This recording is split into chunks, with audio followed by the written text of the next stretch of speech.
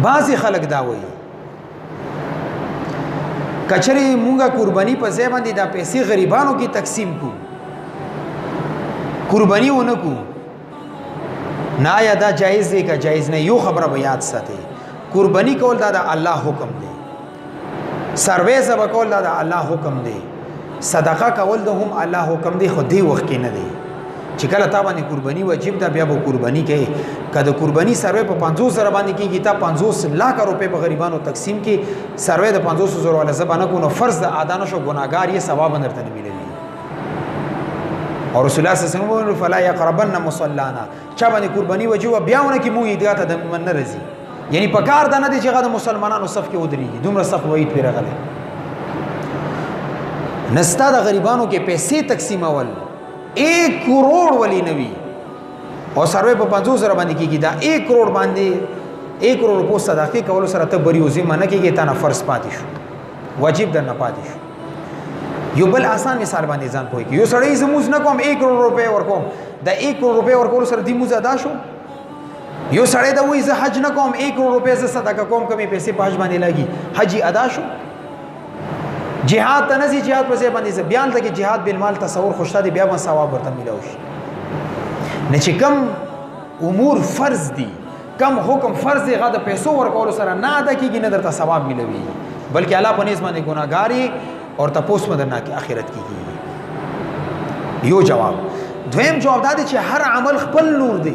سحر مخپل انوارات او برکات دي د مسبخین مخپل د مزیګر خپل د ماخام خپل د مسوتن خپل ته د سحر مستاو کو ته د وای چې زه بس مسوتن نه کوم ولی ما د سحر مس کړي ته د سحر مز د کول سره مسوتن مس کی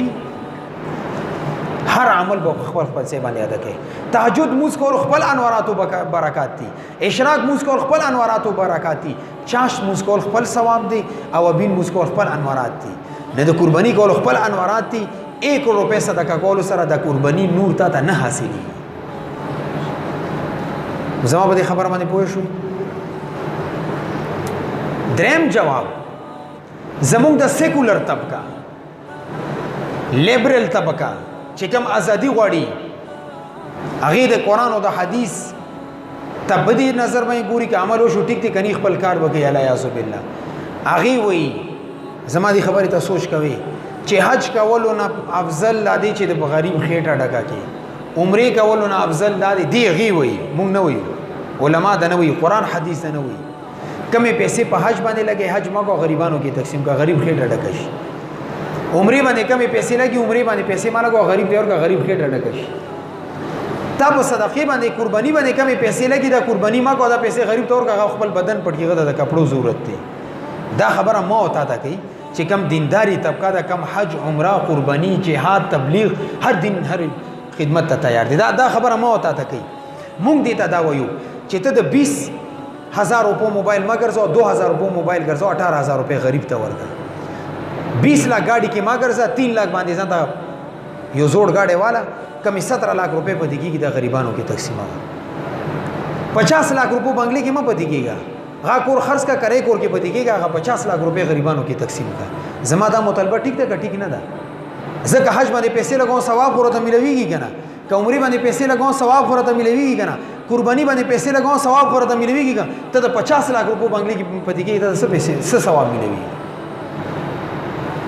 خپل خزې ته د 30,000 روپو جوړي اخلي ما اخلا 3,000 روپو جوړا واخله 27,000 روپے صدقه کا نه دا کم سیکولر